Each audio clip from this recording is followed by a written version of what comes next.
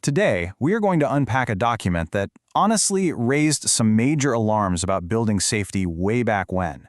It's a story about hidden pressures, about responsibilities falling through the cracks, and about the quiet, slow erosion of the very standards that are meant to keep us all safe. So, what are we looking at? This is the 7th newsletter from an organization called CROSS. That stands for Confidential Reporting on Structural Safety. And it was published all the way back in July of 2007. This was, for all intents and purposes, a flashing red light for the entire industry. And, the whole idea to revisit this specific report actually came from a structural engineer based in Manchester. And the only reason we can do this kind of deep dive is that new AI tools are making these older, buried archives way more accessible for everyone. It's pretty cool. We're using today's tech to uncover yesterday's warnings. Which really brings us to the huge question that this 2007 report was asking. What happens if the very system we built to keep our buildings standing, the whole network of designers, builders, and inspectors, was itself quietly developing cracks? To get to the bottom of that, the report doesn't start with abstract theories. Nope, it dives right into real-world case files, all submitted anonymously by engineers on the ground. These are the first-hand accounts, the first signs that something was seriously wrong. All right, let's look at the first case file. Just imagine getting this report on your desk. Not a near miss, but 2 actual partial collapses during the construction of a school, a building meant for kids. You have to ask, what on earth went wrong here? And when you break it down, the problem becomes crystal clear. You've got one person designing the foundations, a subcontractor designing the frame, and here's the kicker: absolutely no one in charge of making sure it all actually works together.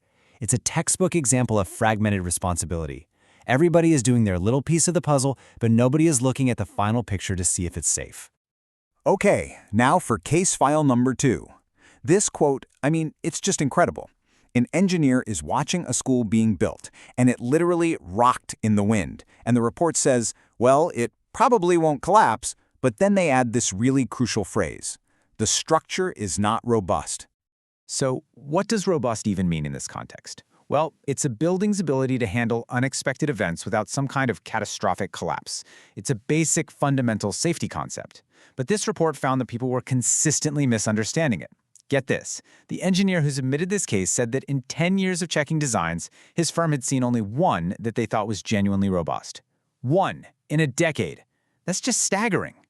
And if you thought those first 2 cases were alarming, this third one is just jaw-dropping. An engineer submits a design for review, and attached to it are their own computer calculations that literally say the design will fail. Seriously, how does that even happen? Well, the person who reported this had a pretty good idea why. They suspected the engineers simply wasn't given enough time or paid enough money to do their job properly. They were under so much commercial pressure that they just submitted a failing design, maybe hoping someone else down the line would catch the mistake. This wasn't just a simple error. It was a symptom of a system being squeezed to its breaking point. So you see, these case files aren't just one-off incidents. As the report lays out, they are all symptoms of a much bigger, systemic problem that was pushing the entire construction industry in a really dangerous direction. And here we get to the heart of it. The report points its finger at a huge industry shift, getting rid of standardized fees for engineering work and moving to competitive bidding. This created what the report calls an over-competitive marketplace. And think about it. When companies have to compete only on who can do it cheapest, the first things that get cut are usually the time and money for doing a thorough, safe design. This price war started to infect the inspection system too. You had the public local authorities on one side and private for-profit approved inspectors on the other. The report says these private inspectors were undercutting the public ones by huge amounts, and the results? A race to the bottom. Suddenly, everyone was under pressure to lower their fees, which meant they had to reduce the amount of time they spent actually inspecting things just to stay in business.